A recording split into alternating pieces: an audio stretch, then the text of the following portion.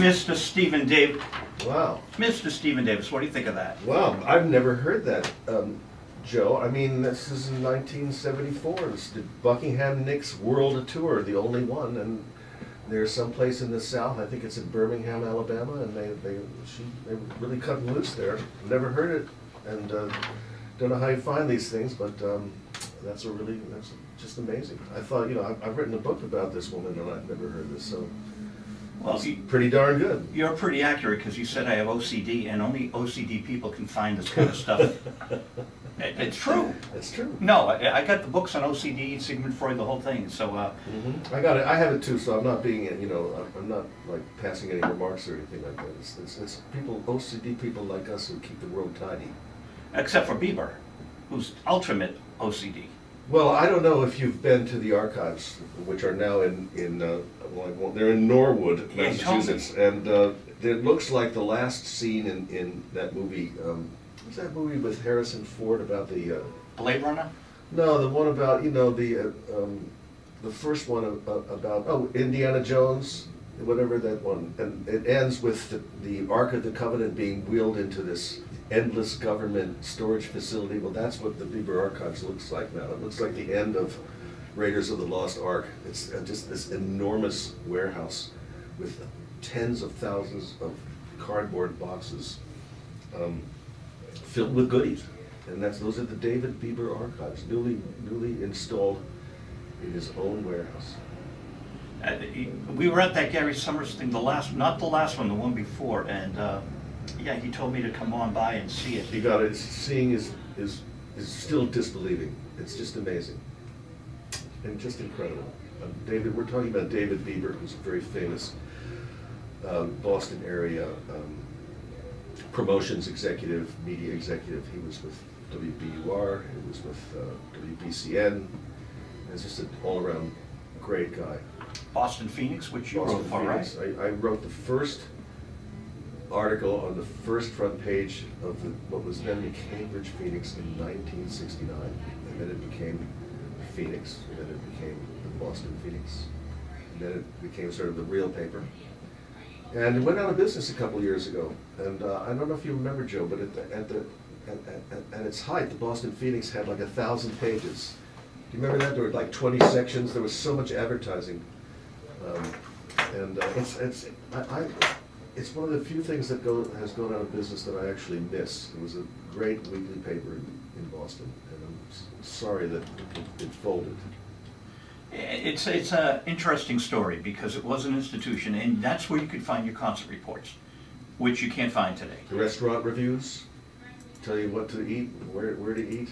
Pretty good on local politics. Also told you who the crooks were, who the good guys were. They're mostly crooks, of course, but.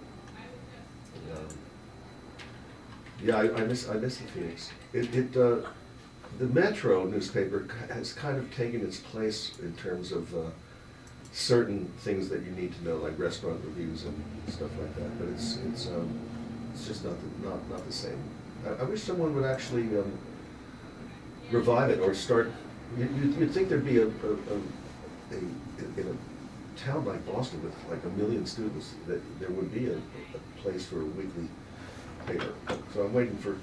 We just need some young entrepreneurial type to start that up again. Well, you can get the Weekly Dig out there. Yeah, I don't even know what that is. The Weekly Dig was the competitor for the Phoenix, and Chris Farrone, he wrote for the Phoenix. Mm-hmm. He now is the editor of the Weekly Dig, and I wrote him and said, "Hey, Chris, want some music reviews because I'm doing crazy political stories. If you got crazy political stories." I got one for him. Last night I taped the guy from the Wilbur Theater, Bob Blumenreich. Mm-hmm, yeah. Came to the Medford City Hall because he's now running the Chevalier Theater for us, which has been languishing for years. Now, John F. Kennedy spoke there, Satchmo played there, Lou Rawls played there, and finally the Wilbur's coming in, Bob Blumenreich. So I videotaped the event. Love the Wilbur.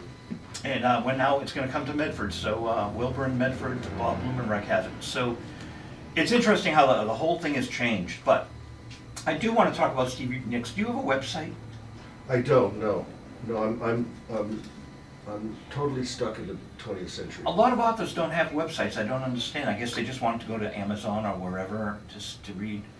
which, I go to Amazon and it's amazing. You get Rolling Stones, Old God's Not Dead, that's the title, right? Well, Old God's Almost Dead was a book about the Rolling Stones, but the interesting thing about Amazon now is that when this Stevie Nicks book came out 2 weeks ago, there was this smear campaign on Amazon of people writing horrible reviews about, about how everything in the book is wrong, about what an idiot I am, how, referred to the prose style as old man storytelling.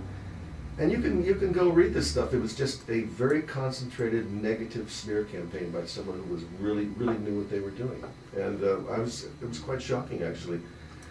And it would have hurt the book if the book hadn't gone on the New York Times bestseller list last week at number 13, one tick behind Crooked Hillary, who was at number 12. And so we beat the trolls, Joe, but it was pretty fraught there for a while. Well, all advertising is good advertising if you time it right. I used to think that there was no such thing as bad publicity, but Amazon, if they find out that a product is faulty, they will stop selling it. If they get too many bad reviews saying, this blender doesn't work or the blades came out, they will take it out. And we heard rumblings that if this book is that flawed, that like these people say that it is, maybe we should stop selling it. So that's publishing today.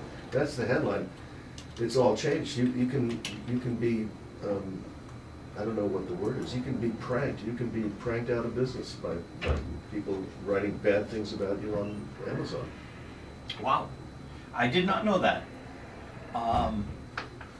My Marty Ballin live DVD's up on Amazon, and it's like you get some really great reviews and get some people that are just, they don't get it.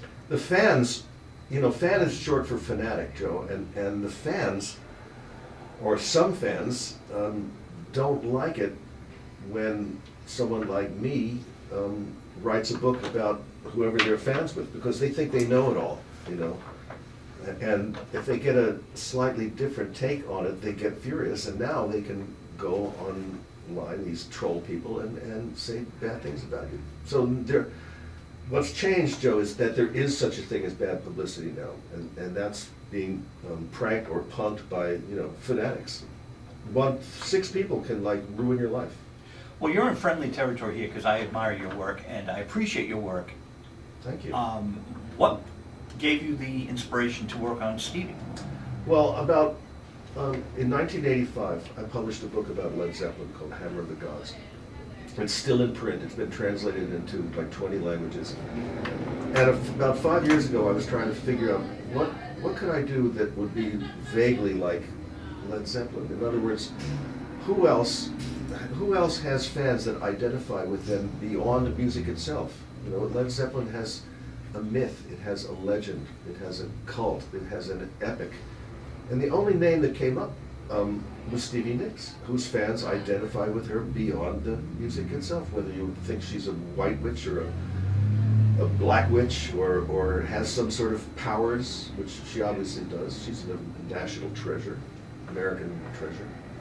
And so I decided and I had a long relationship with Fleetwood Mac because I'd written a very successful book with Nick Fleetwood called My Life and Adventures with Fleetwood Mac.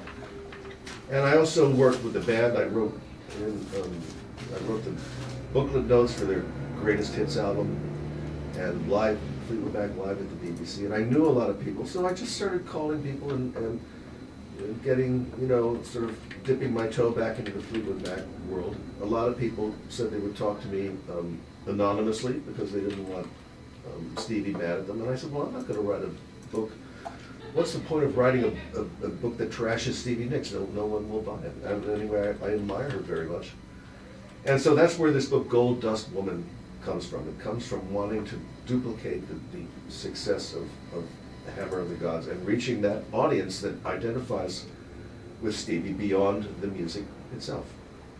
And it worked because the book went on the New York Times bestseller list 10 days from publication. It blasted out of the gate like a thoroughbred. It usually takes at least a few weeks for a book to percolate.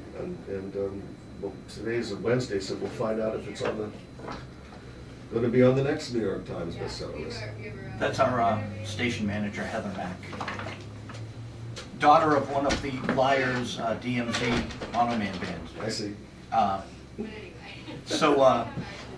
Anyways, she does a great job here, and that's why Her name is Heather? Heather Mack. Heather Mack. Um, And her father was a liar? L-Y-R-E, with Mono Man. They were a very good band. Yeah. Yeah. So, yeah, it's interesting the rock and roll heritage we have here.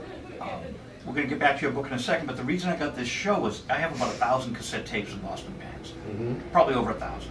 I wanted to digitize them here on the air 2.5 years ago.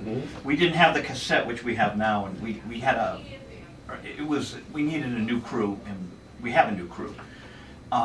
So I just got into the radio thing again, and here we are, and it's fun, because now we can do the TV, the Facebook Live, the radio, and the Facebook Live is amazing, because it will get out, and... It's a beautiful thought.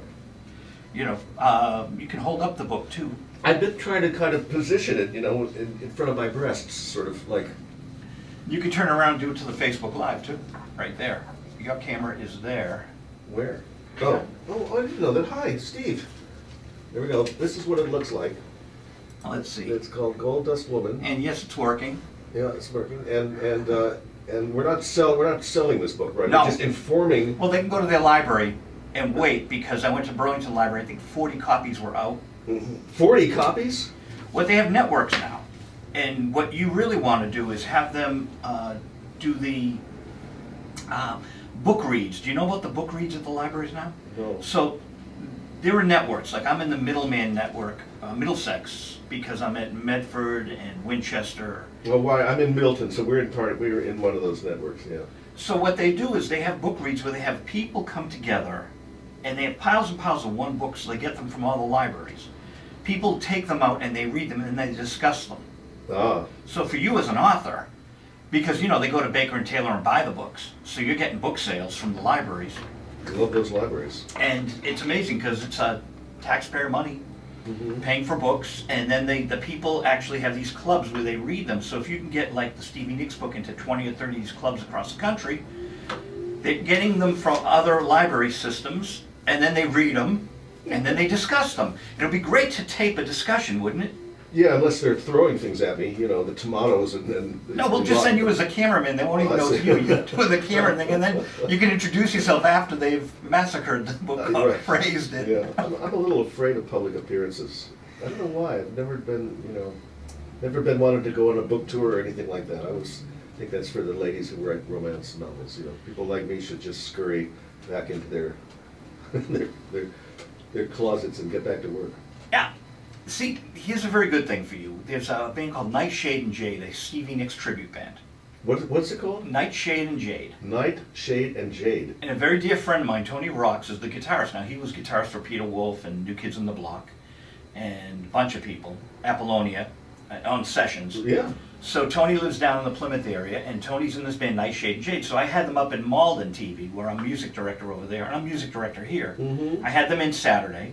And I'm thinking, boy, Stephen Davis could sign books at the Nightshade and Jade tribute. You got all these fans of Fleetwood Mac coming in and seeing Laurie doing her Stevie Nicks, which she's so they have a chick singer named Laurie, and she is doing Stevie Nicks songs. Yeah, after we go off the air, I'll play some of them. Yeah, I'd like and you can hear it. Yeah. But, so if you don't like personal appearances, you just go and sign the book and get the heck out. That's true, that's right. Or stay in the audience, and they'll say, Stephen Davis will be here later. You can watch the crowd, and if they're friendly, you go up and sign the books. Sign me up. Nightshade and Jade. Yeah. I mean, who knew, right? But in this week, people, I had Nightshade and Jade on Saturday and Stephen Davis with Stevie Nicks on Wednesday. It's Bluesheimers. Danny Klein calls it Bluesheimers when you can't.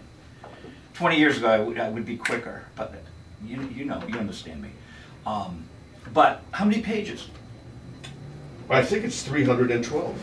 Which is a lot these days. 320 and 330, and crammed with adventure and incident, and to an extent that surprised even me, the biographer. I had no idea. I mean, I knew that Stevie Nicks had this epic behind her, that she had, like Led Zeppelin, she has her own myth. But I just didn't know the extent to which she sort of lived out this adventure. Just constant touring and a lot of conflict, a lot of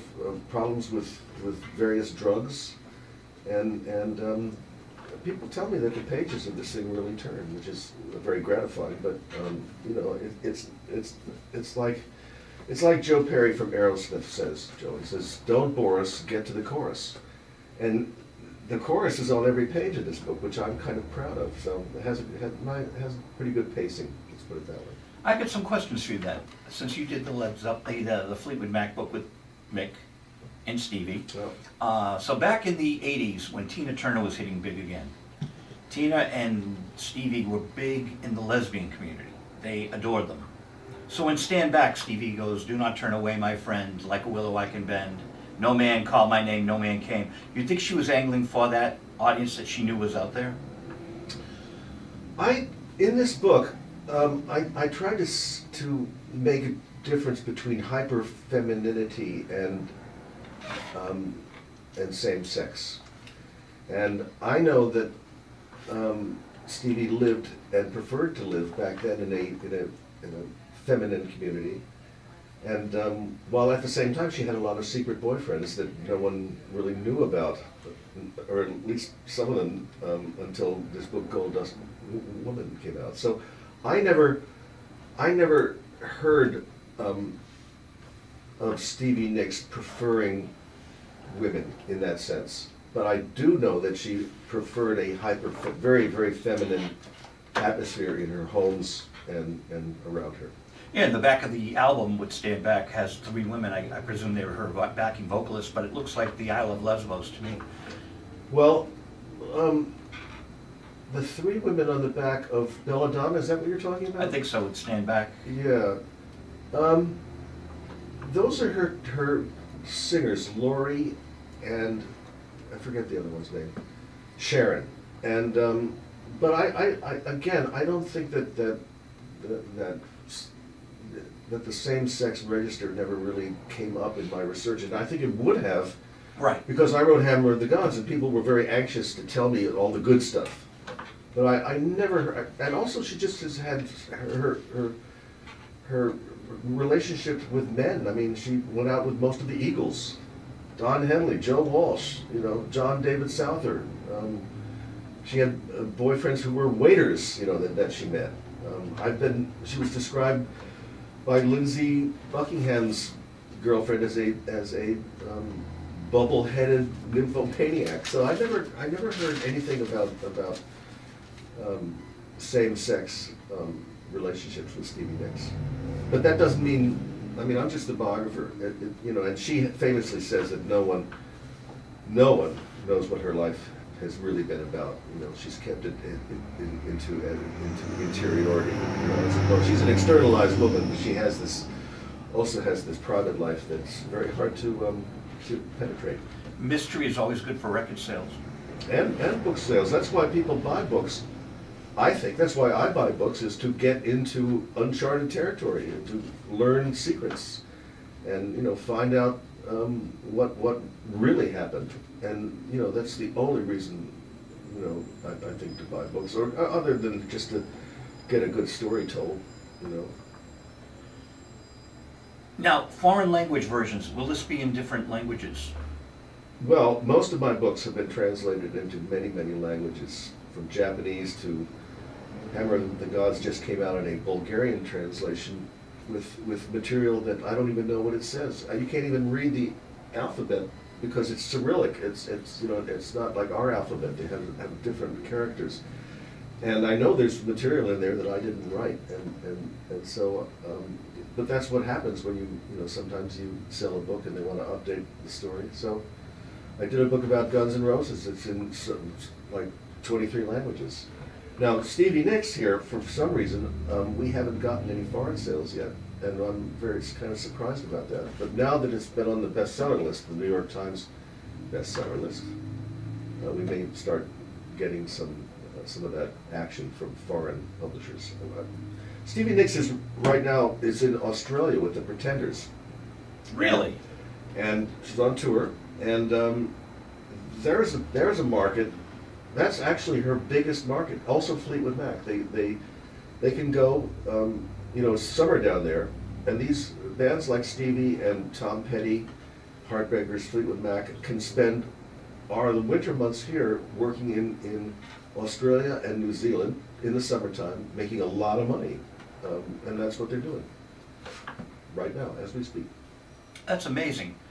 I'm going to digress one more time. I worked with Randy, California, from the band Spirit. Love Spirit. We used to go see them at the Psychedelic Supermarket on Commonwealth Avenue. Remember that place? It was in a basement. My sister would go. It was before my time. I'm only 63, so Oh, a baby. I'm not an old god, almost. You're not even a baby boomer. But, Well, maybe you so, were. Randy did a remake of Nature's Way with Sarah Fleetwood. So it was fun. I'd get these phone calls Nick's from Sarah. wife, yeah. Joe, I'm driving around LA, and it was just so cool. Or Malibu, or wherever she was. It was just, I'd get these phone calls, and Boy, is she beautiful. Sarah Fleetwood. Give me a break. Oh my God. And that's who Sarah, that's who Stevie's famous song is directed to. If you build your house, I'll come. That's my favorite. People say, what's your favorite Stevie Nicks song? And it's actually Fleetwood Mac's Sarah, which is like an enchantment. I mean, this is like a spell, that song. And you hear it live versions or various versions. And I wonder if your friends down in Plymouth, Nightshade and Jade, I wonder if they do Sarah. I'm sure they do, I'd like to because they hear do the that band. hits. I'm really intrigued by that. I'm going to send you the videos right away. So they did Nature's Way, and I coordinated it and put it out on CD Review magazine. Mm-hmm. I was the A&R man, so I signed Marty Ballin and Randy, California, Mhm. right? And we get this marvelous version of Nature's Way, and Harvey Warfield did the interview, so we have an interview disc, and I should send you all these links. Well, what is Nature's Way? For some reason, I'm twigging on this one. I don't know. Nature's Way was their FM hit, so they had I Got a Line on You on AM. Oh. And then this huge FM hit, It's Nature's Way of Telling You. Yeah. From Sardonicus, 12 Dreams. So it was the hit, the FM hit off of Dr. Sardonicus. One of the interesting things about Spirit is that Randy sued Led Zeppelin. No, Randy passed away. Randy died, but who sued Led Zeppelin So last it was year? the fellow that runs the estate for them, and he's I think he's up here, Mick.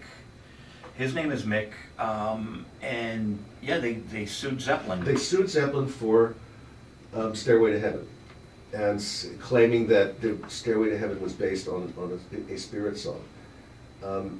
And the fascinating thing was that Robert Plant and Jimmy Page flew to Los Angeles, and I think they lied on the stand, saying that they had never heard.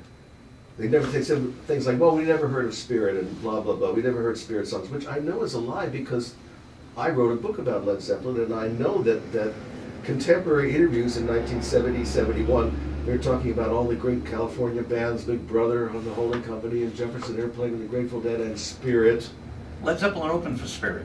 Yeah, in And not only 1969, that- right? Yeah, but they lied on the. What I'm saying is that they came and lied on the stand, and won their case. That case got thrown out based on people believing them. And I was going to write a letter or something, but I thought to myself, why get involved?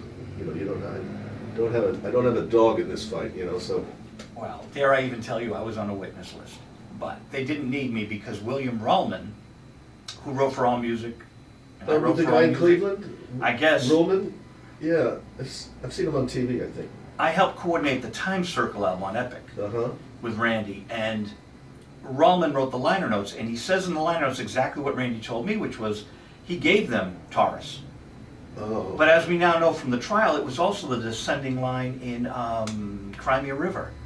And it was also the same descending line from like 1900, so it was kind of a public domain thing to begin with. I see. So that's from the trial. Okay.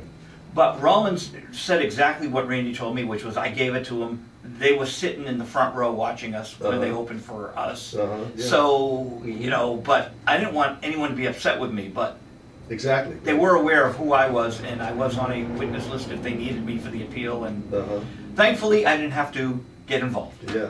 Because here we are. Here we are. But it's fascinating stuff. But Stevie, Spirit was an incredible band live.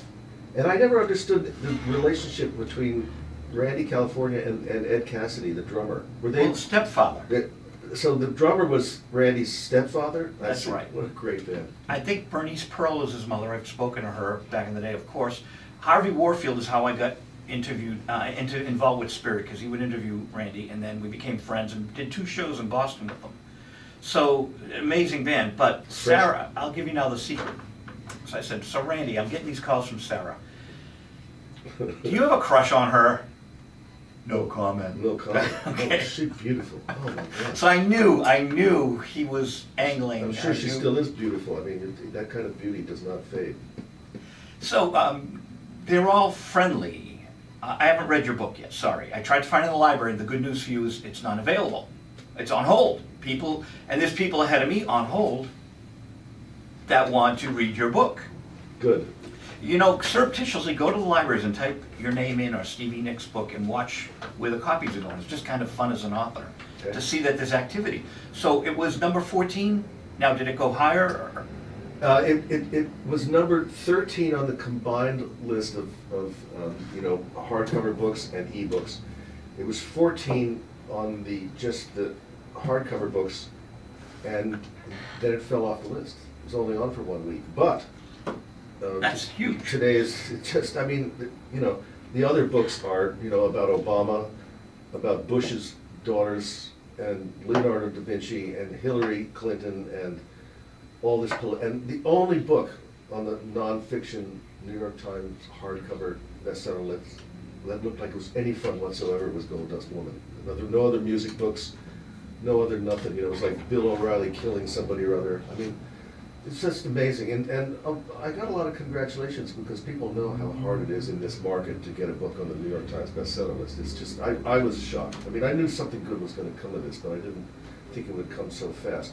Anyway, since then, it's been reviewed in the Times again and has appeared on the list. So today, being Wednesday, is when you find out about what's going to be on 10 days from now. Not this weekend, but next weekend. So we're hoping to get that magic call at 5:30 saying you're back on the list. But if we don't, the fact of the matter is that for the life of this book, it's always going to have that banner on it saying New York Times bestseller, which is what we want in your paperback world, Well, you're on visual radio, so it should go to back. And at 5 o'clock, we have plenty of time. We'll help you push it back to the top. I appreciate it. You've been there before, Aerosmith. This was my 6th New York Times bestseller, thank God. Amazing. The first one being that Led Zeppelin book called Hammer of the Gods, and then Fleetwood, and then then there was one called Walk This Way about Aerosmith that was on, and another one was called Watch You Bleed about Guns N' Roses, and then I happened to be the ghostwriter of Michael Jackson's memoirs, which were called Moonwalk, and that was the #1 New York Times bestseller back in 1988. And I think I'm missing one somewhere, but there are 6 of them. Bob Marley was a big book. Huge in foreign markets. Not a big bestseller here, but everywhere else did very well. Now, this is an interesting question because I didn't know they did a combined list of the ebooks. It makes sense, of course. There's 2 lists in the front of on the New York Times Book Review: a combined list and then just the bookstores. So how would they differentiate if a Bob Marley book came out today and he's big in other markets and you get any ebooks? How do they know that it's American ebooks as opposed to English or South America? I think it's just barcodes. I mean, it's the reason that you can't fake, like there's a story in Gold Dust Woman about how when Stevie Nicks' first solo album, Belladonna, came out, it was number 3, and behind Journey and The Foreigner. And the guys who were running Stevie Nicks' career took her to lunch with the guy named Bill Wardlow, who was responsible for putting the Billboard Hot 100 chart together. And somehow, a week after this lunch, Stevie Nicks mysteriously got to #1 for 1 week. And Foreigner and Journey screamed bloody murder, saying, "This isn't it. We know this isn't accurate. We know we're outselling her." And they just said, "Well, sorry, it's just for a week." But once you have that #1 Billboard bestseller, it's like my best-selling thing is it's on there for all time. And so, but you can't do that anymore because it's all coordinated by machines. Yeah, SoundScan, barcodes. I remember when I think it was the Ramones were like 50 or 60 in Record World and Cashbox, and somehow they got to 40 in Billboard. And Seymour Stein, I believe, worked at Billboard before he got into the record industry. Mm-hmm. I think. Yeah. God bless you, Seymour. I don't know. Yeah. No, it was pretty corrupt, but Billboard was. It worked for a long, long time. You just can't. You can't fiddle. You can't do a fiddle with the Billboard charts anymore. Well, that I know of. I was working with a band that came to me, and they did California Dreamin', a rap version. Mhm. It was a hip-hop version, it was nice. It was very good, but it got into the Billboard charts, and what it was the ex-husband of Melba Moore was in charge of them, Charles something or other, and he was buying the records in the stores that he knew would go into SoundScan for a lot of money. Yeah. And they come to me to clean up the mess, and I'm like, well, no one's going to believe it because they know you manipulated the charts. Yeah. But they, so still there are still ways to do it today, but you have to have airplay and sales to really be legitimate. Well, in very small print under the New York Times bestseller list, it says if there's an asterisk next to the book title, it means that some bookstores received bulk orders. So people are still trying to, do fiddles on the system. Well, the Republicans are notorious for it, and I interviewed an author who used to be a Republican author, and then he went straight, and he told me, he verified my theory, which was, in Coulter, allegedly, they'll buy up bulk copies so that they get into the charts.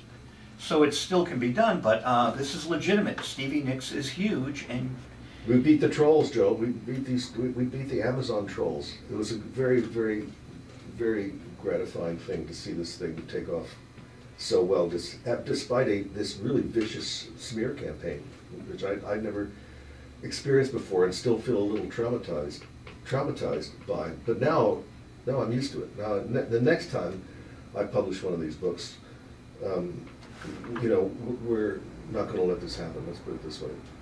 so I have a good question about Stevie Nicks and Lindsey Buckingham, because they had that Buckingham Nicks album out prior to Fleetwood Mac. And I had seen Fleetwood on the Boston Common for $2.50. Remember that Sunset series? Sure. Fleetwood Mac and Savoy Brown, with Dave Walker singing with Savoy Brown. And then you've got Buckingham Nicks doing this. So they're doing songs that eventually, like Rhiannon, came out with Fleetwood Mac. How did this whole connection happen? Well, it happened because of a studio called Sound City. And Sound City was a fairly well-known studio in San Fernando Valley, in Van Nuys, and it was mostly famous for Neil Young having done the vocals for Harvest and some of his great records there. But it was like a dump. What they had this incredible, they had the only Neve recording console in the United States, in North America. And that's why when this music came out in 1975 on stations like WBCN and WCOZ, Boston stations, it sounded incredible because it had this new recording technology. And Buckingham Nicks, Stevie Nicks and her boyfriend, Lindsey Buckingham, were sort of the mascots of this studio. And one day, Mick Fleetwood walked in looking for production, looking for a studio, and he heard a tape he wanted to hear what the studio sounded like, so they played him a tape of Lindsey playing guitar on a song called Frozen Love. And Mick Fleetwood was listening to this tape, and something distracted him, and he saw a young woman, 25 or 26 years old, in the next studio with sort of dirty blonde hair and wearing a very attractive sort of peasant blouse and a cotton skirt. And he said, who's that pretty girl in there? And they said, well, her name is Stevie Nicks, and she's the girlfriend of the guy who's playing the guitar. And at this point, Fleetwood Mac went on the road, and their guitar player, whose name was Bob Welsh, who then became a big star on his own, quit the band. And so Mick Fleetwood went back to Sound City and said, I'd like to hire this guitar player. And they said, you'll have to take his girlfriend too. And he thought about it for about 10 minutes, and he said, okay, I want them both. And that's how Stevie Nicks and Lindsey Buckingham came to be in Fleetwood Mac in 1975. And my favorite story about this period is that she was working as a waitress to support them. She worked at a place called Bob's Big Boy, which was a burger chain out in California, and she worked at a sort of a Roaring Twenties themed restaurant called Clementine's in West Hollywood. And when she showed up to audition for Fleetwood Mac, she was wearing her Roaring Twenties flapper outfit, with like a doily on her head. They must have loved it. From her waitressing job. And so they joined Fleetwood Mac in January 1975, and the band had to pay their back rent. Their car didn't have a reverse gear. They were so broke, they sometimes went out, didn't have enough to eat. Lindsey's trick was to like bounce checks off of, you know, local places where people in the music industry worked, and by the end of 1975, they both, Stevie Nicks and Lindsey Buckingham, cashed 7-figure royalty checks for Rhiannon and those songs on what they call the White Album, the first Fleetwood Mac album with that look. So from January being dead broke to December being millionaires, 1 year. What a story. The late Jimmy Miller always said to me, Joe, you can be broke one day and wealthy the next in the record industry. In the music business. It's true. And so that's one story. My other favorite story involves a song called Silver Springs, which is a Stevie Nicks song. Adore it. And she couldn't get it on their Rumors album, which for a time, and it's still one of the largest selling. It's absurd. It's one of the great, great songs. She it's even worse, was that she gave the royalties to Silver Springs to her mother and said, Mom, this is going to be on this album called Rumors and you're going to be so rich from blah, and then they left it off Rumors, so she had to call up her mother, who'd always instilled in her the idea of being independent and not being dependent on men, and say, Mom, I'm sorry to tell you this, but they took Silver Springs off the record. So, which was humiliating for her. But this was the spark that caused her to go out and have a solo career, that she couldn't even get her songs on the Fleetwood Mac albums. She was a very prolific songwriter, but there were only going to be 4 Stevie Nicks songs on any Fleetwood Mac album because Christine McVie and Lindsey Buckingham were also songwriters. So, in 1980, Stevie Nicks signs a solo deal. And the problem was, Joe, that she didn't have a band, she didn't have a producer, and she didn't have a hit single. And within 1 year, she had stolen the Heartbreakers from Tom Petty, she'd stolen his producer, Jimmy Iovine, and she'd stolen his next single, which was Stop Dragging My Heart Around. Feminine wiles, you know. He was singing on it, wasn't he? Tom. Yeah. Yeah. So she didn't steal it. No, when I say steal, here's the thing. Stevie Nicks is 32 years old. Who's going to say no to her? No one, you know. She co-opted Tom Petty. She got his band to play on her record. She got his producer, because Lindsey Buckingham wasn't going to work on her solo songs. He hated her for dubbing him. And then she got the Stop Dragging My Heart Around was supposed to be Tom Petty and the Heartbreakers' next single, and it wound up on Stevie Nicks' solo album, Belladonna.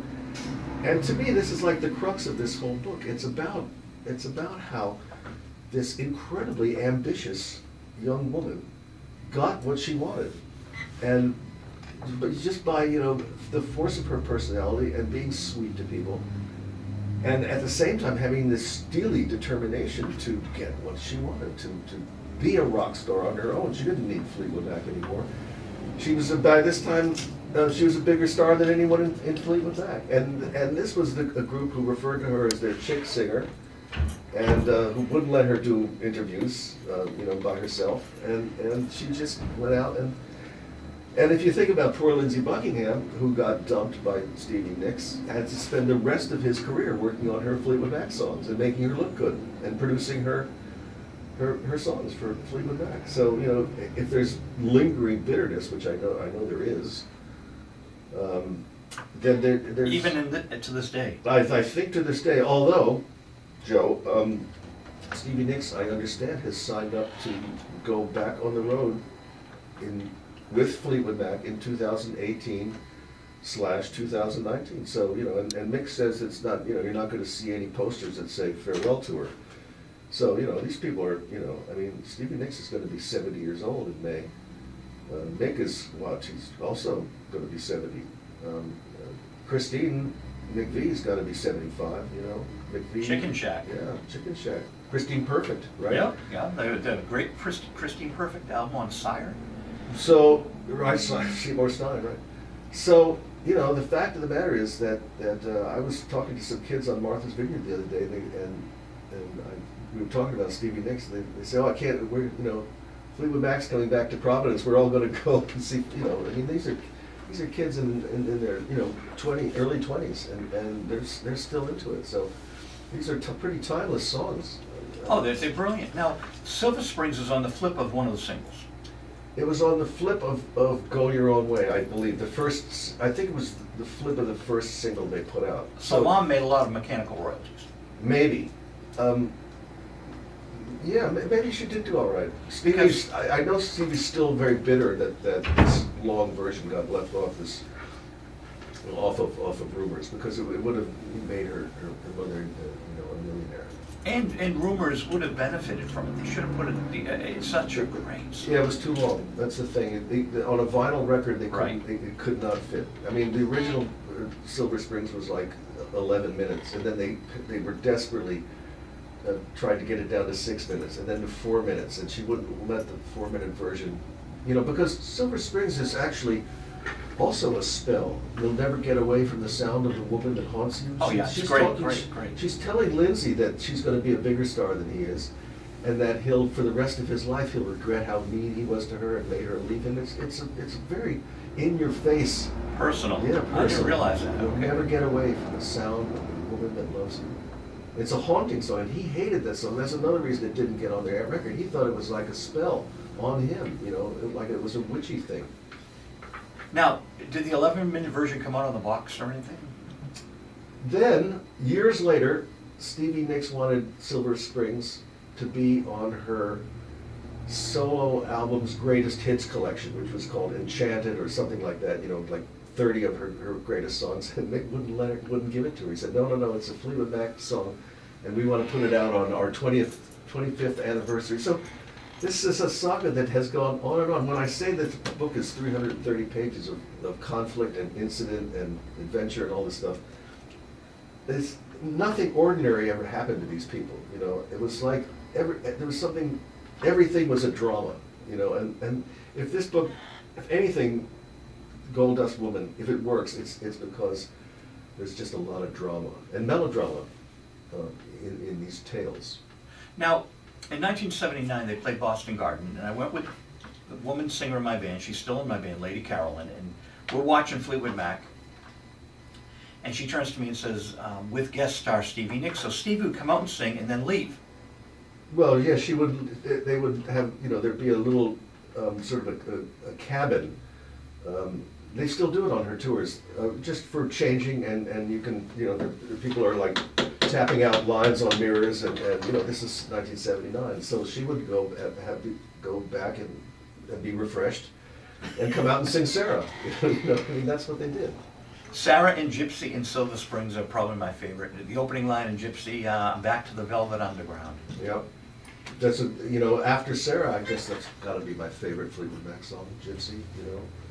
And that kind of bottles the entire moment of the early 80s. When you think of Gypsy, it's 1981, 1982, and the world is a much different world than the one we live in now. Very, very much more hopeful, and the 80s were booming. We had big hair, big tits, big everything. Love the 80s. Now I want to thank the 76 people that are on Facebook Live. Thank you very much for tuning in. We appreciate it. That'll help you get to the top of the bestseller list. How do you pick your subjects? Like, if I want to write a record review, there's like a stack of the Tommy live at the, I get this new Tommy album from The Who live at the Royal Albert Hall. And Eagle Rock is doing an amazing job putting Stones out, and I don't know if you're aware of that. Yeah, sure. So I'm getting all this stuff from God Bless You, Carol Kay in New York. She was Kiss's publicist when she was 19. I remember Carol Kay. Not the bass player from Wrecking Crew. No, not her. Who played on all the Beach Boys albums. Right, Ricky Byrd's wife from Yeah. Joan Jett and the Blackhearts. Okay. So Carol sends me this great stuff, and we play it in Boston Free Radio. And but I have to be inspired to write about either the Who or the Stones. So how do you pick your subjects? Well, I can only write about something that I love. You can't spend. I started this book in 2012, and I had some family issues that made me sort of had to put it aside for almost 2 years, and then I picked it up again. But I Sometimes I do ghostwriting also. I've worked with Michael Jackson and Lee Von Helm and, a lot of famous musicians. But I have to love their music in order to get into it. As I say, took almost 5 years, and you can't, it's got to be, you've got to be in love with your, not that I'm in love with Stevie Nicks, but I'm certainly in love with her legend, with her Right. epic. Same with the Rolling Stones, same with Aerosmith. Michael Jackson we all is- grew up with Michael Jackson. Now, what did you do to ghostwrite? Did you go to Neverland, or how did you do Well, that? this was before Neverland. He was living in his mother's house in Encino. So Thriller came out in '82, and I got the call in maybe '86. The editor was Jacqueline Onassis, the former Jackie Kennedy. Wow, at you worked Doubleday. with Jackie. Yep, she was the editor of that book, and they had fired 2 writers. And they said, I had done a very successful book about Bob Marley for Doubleday, which was her firm, and they needed someone that they thought could work with a black artist. And they said, well, if this guy could work with Bob Marley, he could probably work with anybody. So I went out to LA, and I had a meeting with Michael, and we got along pretty good. And I got hired to write this book called Moonwalk. And it came out in 1988. It was, I just taped him, and we kind of gaffed up the tapes a little bit and added some stuff. And that made its debut on the #1 of the New York Times hardcover nonfiction bestseller list, my only #1. My name wasn't on it. It is now, actually, but it's not. Because I'm sure I have an original copy, and I didn't realize you wrote it. Right, well, it was supposed to be a ghost, and it remained a ghost for many years, but after he died, they put my name on it. I don't know why, actually. I mean, it's not, you have to kind of look for the name, but they added a chapter explaining how the book came to be, and that's where I got credited. So, but to answer your question, it's very important to love what you're writing about. Aerosmith. Well, we all Guns N' grew up with Aerosmith in Boston, and these guys were sober. I was contacted by their manager, Tim Collins, and I went around. I was embedded with them. I went around the world with them, private jets and luxury hotels. And you get to Tokyo, and instead of them asking, where are the girls, where are the drugs, where's the booze, they would say, where's the meeting? And what that meant was they were looking for the Alcoholics Anonymous meeting, and we'd end up in church basements in Roppongi, in Frankfurt, in Germany, and so around the world twice with Aerosmith, stone cold sober.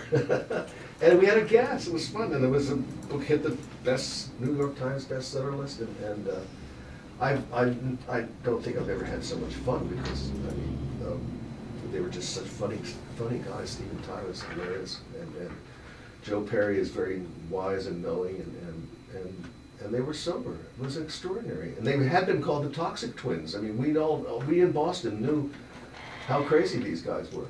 And so, I loved Aerosmith, and like, same with The Doors, same with Jim Morrison, which we have here. That's an autographed copy from Stephen Davis. Did you know that?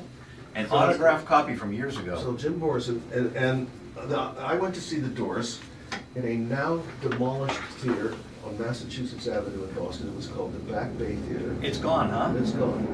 And not the Fenway Theater, which is now the Berkeley Performance Center. And not that arena that's behind Jordan Hall. They played there too. The Doors played there too. Yeah, that was the Boston Arena. It was a hockey venue. Now it's Northeastern. No, but this was the Back Bay Theater. It was on the same side of Mass Avenue as Symphony Hall, right down the street. And the Doors came out. This is in the spring of 1968, and Jim Morrison comes out in a hat and a pea coat, and he starts screaming and singing Backdoor Man, and I said to myself, this is the energy I want to be around every day for the rest of my life. And so that's where this Doors book comes from, many, many years later. And so that's really my answer to your very interesting question, is how do you choose a subject? And the answer is you have to really be in love with it, or the book isn't going to be very good. Like there's a book out about Lou Reed, for instance, that you mentioned I was quoted in somewhere, and I'm thinking to myself, God, what a depressing thing to spend a couple of years of your life listening to Lou Reed. Now I know he has some great fans of the Velvet Underground. Hello. But I think to myself, how can that guy have spent so much time with thinking about Lou Reed, who was a very unpleasant guy who hated the press, hated reporters, and probably justifiably so. I mean, I don't think there's anything wrong with hating the press, but he was just not an easy guy to hang around with. Can you hold on 1 second? I can do whatever you want. Great. Thank you. Nope, nope, nope, nope.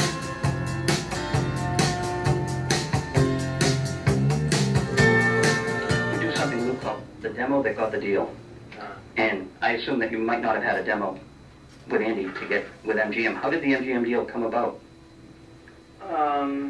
Simple. I forget who. Somebody knew somebody, and they talked to Tom Wilson, and no one knew it's from Adam, but Andy Warhol. They said, great. They would have taken him with whoever. So you didn't have to cut a demo per se? No, we never cut a demo in our lives. I'm sure you probably have a copy of it. You got that right. So we got to run now. And Lou, thanks so much, man. My pleasure. It's nice to finally talk to you. Same here. You know, I have gotten those emails you sent. Cool. And I wish you a lot of success with Ecstasy. Thanks. And So that was my interview with Lou. That was only a little part. We do the demo that got the deal. Uh-huh. But I like that you laughed at that line. If there was a demo, you'd have a copy. Yeah. He knew I was a mad collector, so yeah, Uh-huh. I am the crazy Lou Reed fan that you just discussed. I see, okay. But our voices were sped up. I don't know why.